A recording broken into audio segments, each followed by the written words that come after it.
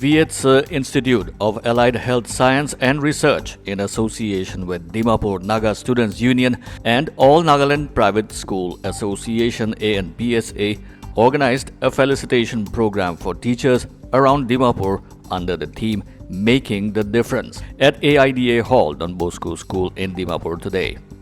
Addressing the gathering as the chief guest, President of All Nagaland Private School Association Dimapur, Dr. Andrew Ahoto Sema, stated that teachers are the builders of our nation and mentors of the future, considering teachers as the unsung heroes. Dr. Sema added that private schools and teachers were almost forgotten chapters, especially in the state as well as in the country. Further maintaining that the state's economy would gain an immense boost if the government gave importance to education and healthcare, he urged upon the government to wake up and work on the upgradation of educational institutions and hospitals so as to help in the overall improvement of the state's economy. He opined that if Nagaland wants to be self-reliant, it should harness emphasis on education and healthcare. Earlier, the program was chaired by Moalemla Iyer and invocation pronounced by Reverend Krezovi Kiso. A total of 49 teachers from 25 schools across Dimapur were felicitated by VHS Institute of Allied Health Science and Research.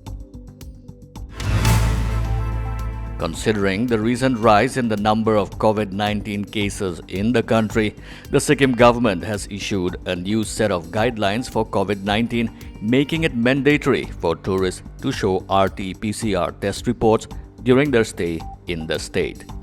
The Sikkim government has issued a notification in this regard.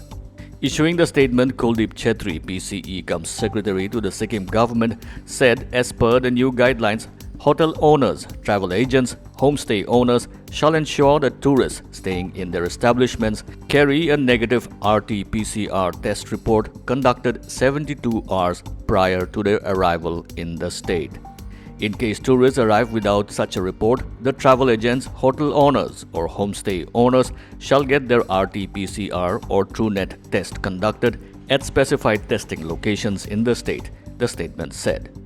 These conditions shall be applicable with effect from April 7, 2021. The Election Commission of India has decided to modify its order of debarring Assam Minister Himanta Biswa Sarma from conducting election campaigns from 48 hours to 24 hours.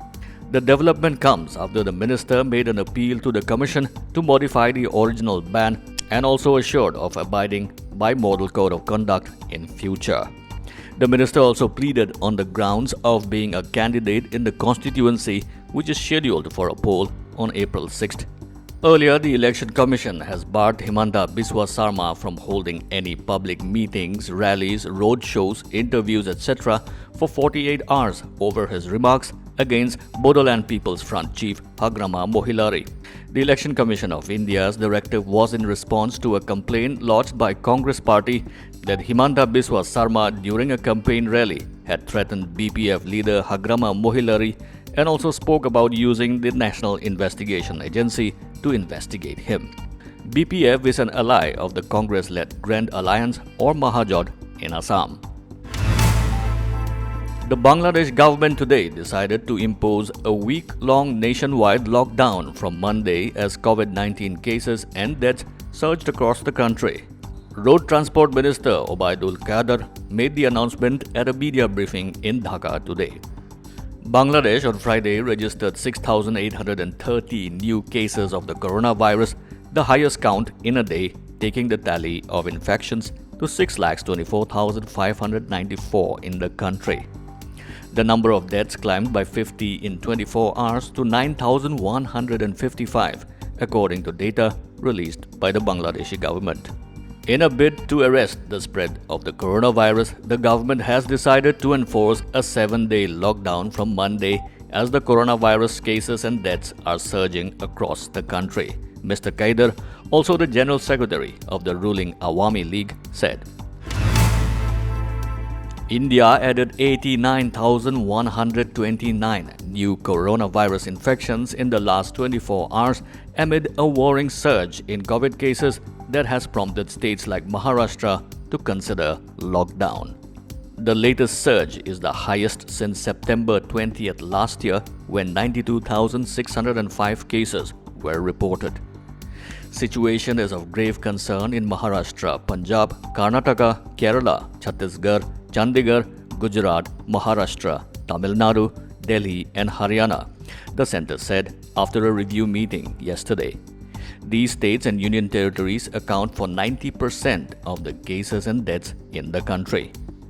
Maharashtra, which has been worst hit from COVID-19 so far, reported as many as 47,827 new cases yesterday. The possibility of a lockdown in Maharashtra can't be ruled out if the surge in coronavirus cases continues, Chief Minister Uddhav Thackeray said. Meanwhile, in Nagaland, 16 new COVID-19 cases were reported yesterday by Health Minister S. Pangnyupom. The new COVID-19 cases were reported from Kohima and Dimapur.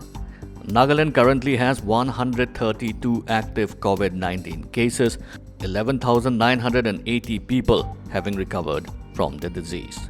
State Immunization Officer Dr. Rita Thur said so far 65,539 people have been administered the COVID-19 vaccine in Nagaland.